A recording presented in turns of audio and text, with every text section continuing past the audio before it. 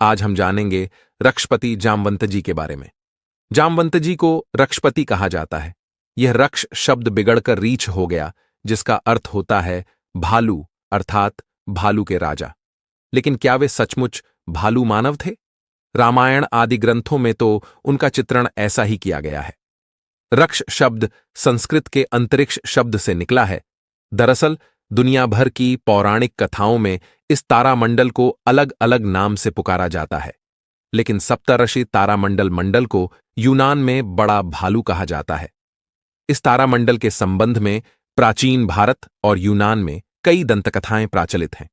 पुराणों के अध्ययन से पता चलता है कि अर्षि वशिष्ठ, अत्रि, विश्वामित्र, दुर्वासा, अश्वत्थामा, राजा बलि, हनुमान, विभीषण, कृपाचार्य, परशुराम, मार्कंडेय, अर्षि, वेदव्यास और जामवंत आदि कई अर्षि, मुनि और देवता सशरीर आज भी जीवित हैं। कहते हैं कि जामवंत जी बहुत ही विद्वान हैं। वेद उपनिषद उन्हें कंठस्थ हैं। वह निरंतर पढ़ा ही करते थे और इस स्वाध्यायशीलता के कारण ही उन्होंने लंबा जीवन प्राप्त किया था।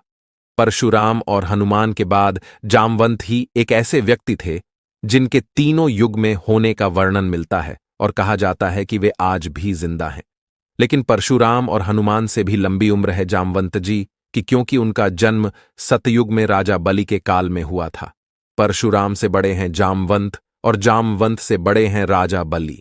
रामायण काल में हमारे देश में 3 प्रकार की संस्कृतियों का अस्तित्व था। उत्तर भारत में आर्य संस्कृति, जिसके प्रमुख राजा दशरथ थे।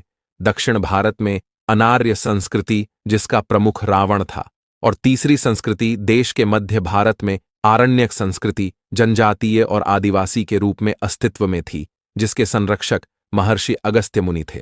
अगस्त मुनि वनवासियों के गुरु व मार्गदर्शक थे।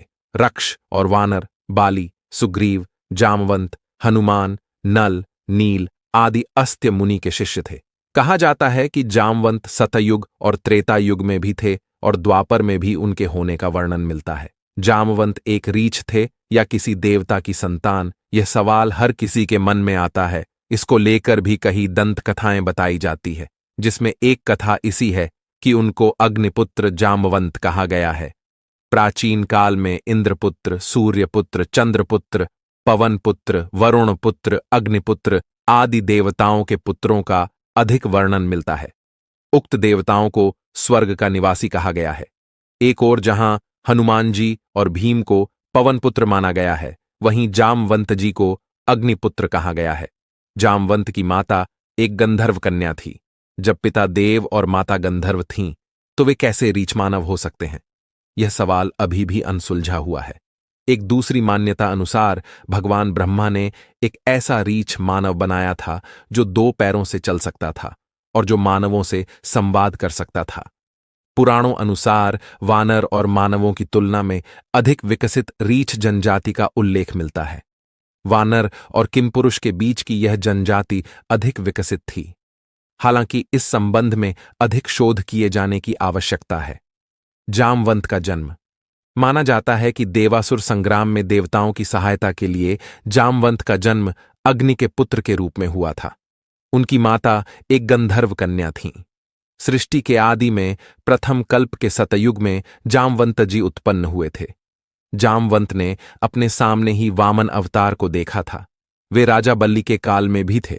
राजा बलि से 3 पग धरती मांगकर भगवान वामन ने बलि को चिरंजीवी होने का वरदान देकर पाताल लोक का राजा बना दिया था।